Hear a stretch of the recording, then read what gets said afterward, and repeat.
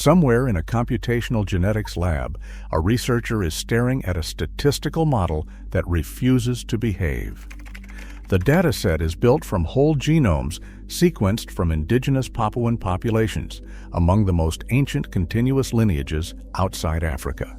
The software is searching for archaic admixture, the genetic fingerprints left behind when modern humans interbred with older hominin species tens of thousands of years ago. Neanderthal fragments appear right where they should. Denisovan fragments light up strong, stronger than in almost any other living population on Earth. But there is a third signal, and it does not match anything. Not Neanderthal. Not the Denisovan individual from Siberia's famous cave. Not any known branch of the human family tree. The model keeps flagging DNA segments that look archaic, old, divergent, shaped by deep evolutionary time, but they belong to no species anyone has ever found. No skull, no tooth, no finger bone, no stone tool, no homeland. Just a pattern buried inside living human genomes that points to a population science has never seen. And the deeper researchers looked, the harder it became to explain away. To understand why this result shattered expectations, you need to see the picture it broke. For more than a decade, the story of Papuan ancestry looked remarkably clean. Papuans and Aboriginal Australians descend from one of the earliest waves of modern humans to leave Africa more than 50,000 years ago. As those migrants moved east, they encountered and interbred with at least two archaic human species. First, Neanderthals, mostly in Western and Central Eurasia. Then Denisovans, a mysterious group first identified from a single finger bone found in a Siberian cave in 2010. Papuans today carry roughly 4 to 6% Denisovan DNA, the highest proportion found in any living population. The model was straightforward: two archaic sources, two known species, one migration eastward. The genomes fit the framework and the case seemed closed. And for years, almost nobody questioned it. Why would they? The Denisova cave genome was the anchor. The interbreeding signal in Papuan DNA matched the geography. Neanderthals to the west, Denisovans to the east. The math worked, the story held. But the model had a seam, and by the middle of the last decade, that seam started to split. Here is the part that stayed hidden. When geneticists first detected Denisovan ancestry in Papuan genomes, they were comparing those genomes against a single reference: the Denisova cave individual from Siberia. That one genome became the ruler against which all archaic admixture in Eastern Eurasia was measured. If fragments in Papuan DNA looked Denisovan relative to that ruler, they were labeled Denisovan, case closed. But nobody asked whether those archaic fragments were internally consistent. Nobody checked whether the so-called Denisovan DNA in Papuans actually behaved like it came from one population, or whether it contained layers from genetically distinct groups that had been lumped together under a single label. The early statistical tools simply lacked the resolution. It was like trying to separate two radio stations broadcasting on nearly the same frequency with a receiver that could only detect one channel. That changed when newer, more powerful computational methods arrived. Admixture graph modeling, particularly tools like QP-Graph and later Admix Tools 2, allowed researchers to test whether a single Denisovan source was genuinely sufficient to explain the archaic signal in Papuan genomes. The answer came back clearly. It was not. When you modeled Papuans with only one Denisovan-related source, the statistical fit was poor. Fragments did not cluster the way a single source model predicted. But when you introduced a second archaic source, one deeply divergent from the Denisova cave individual, the fit improved dramatically. And then it happened from multiple directions at once.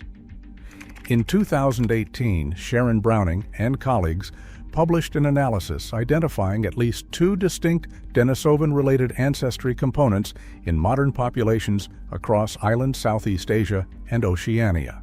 In 2019, Guy Jacobs and colleagues went further, providing evidence for at least 3 distinguishable archaic sources in the genomes of Papuans and Philippine Negrito groups. One of those sources had no match in any known fossil. No cave, no excavation, no physical remains anywhere on the planet. The genome remembered a species the Earth had swallowed whole. So here is the reveal in the plainest possible terms. Papuan populations carry DNA from an archaic human group so genetically distant from the Denisova cave individual that it almost certainly represents a separate, deeply diverged lineage, potentially a distinct, species-level branch of the human family tree. And this lineage has never been identified from a single fossil. It exists only as a statistical ghost inside the genomes of living people. Now, this was not a minor variant. The genetic distance between the Denisova cave individual and this second archaic source in Papuan DNA is enormous, comparable to the distance separating Neanderthals from Denisovans themselves. That scale of divergence implies hundreds of thousands of years of independent evolution. This was not a slightly different flavor of Denisovan.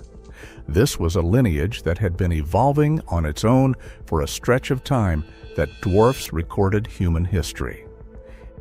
And here is what makes this especially difficult to dismiss. The signal is geographically structured. It appears strongest in populations from Papua New Guinea and in Philippine Negrito groups like the Ita Magbukan. It weakens or vanishes in populations farther west. That pattern is not random noise. It maps onto a specific region, island Southeast Asia and near Oceania, where tropical heat, humidity, and acidic soils destroy bone with ruthless efficiency. The fossil record for this part of the world during the relevant time period is almost completely blank. The absence of physical remains is not evidence that this population never existed. It is evidence that the environment erased them. And the implications keep widening. If this finding holds, and multiple independent teams using different methods have now converged on the same signal, then the archaic human landscape of Eastern Asia was far more complex than the old two-species model ever allowed. It was not Neanderthals in the West and Denisovans in the East, full stop. It was a deeply branching network of at least 3, possibly 4 or more archaic populations, occupying overlapping or adjacent ranges across a vast stretch of the continent. And when modern humans migrated through that landscape, they encountered and interbred with all of them. This rules out several things at once. The idea that Denisova Cave tells the full story of Denisovan diversity. The assumption that 2 archaic species account for all non-African admixture. And the deeper assumption that the fossil record captures even the majority of hominin lineages that once existed. And this is not the only ghost. It may not even be the strangest. Studies of West African genomes have detected archaic admixture signals from yet another unidentified population, one that diverged from modern humans even earlier and also left no fossil trace. The emerging picture is global. The bones we have found represent a fraction of who actually lived. Now, to be precise, statistical models can be sensitive to the reference populations used to build them, and the exact number of distinct archaic sources contributing to Papuan genomes remains debated. Whether this ghost lineage represents a true separate species or a deeply structured subpopulation within a broader Denisovan group is still an open question. More ancient DNA from tropical regions, if it can ever be recovered, would help clarify the picture. The signal itself is robust. Its precise biological meaning has not yet been settled. But step back and consider what we already know. This lineage, whatever we eventually call it, lived for hundreds of thousands of years somewhere in the islands and coastlines of Southeast Asia or near Oceania. They evolved independently across a span of time that stretches beyond imagination. At some point, they encountered modern humans. They had children together, and the descendants of those children are alive today in Papua New Guinea, in the Philippines, across parts of island Southeast Asia. But the species itself left no skull, no tooth, no tool, no shelter, no RT, not a single physical object anywhere on Earth. A living Papuan elder carries, in every cell of their body, the last biological record of a people who have no name, no homeland, and no grave. The fossils never formed. The ground never kept them. But the genome did. The past is not silent. Most of its voices were just never written in bone. They were written in blood, and we are only now learning how to read them.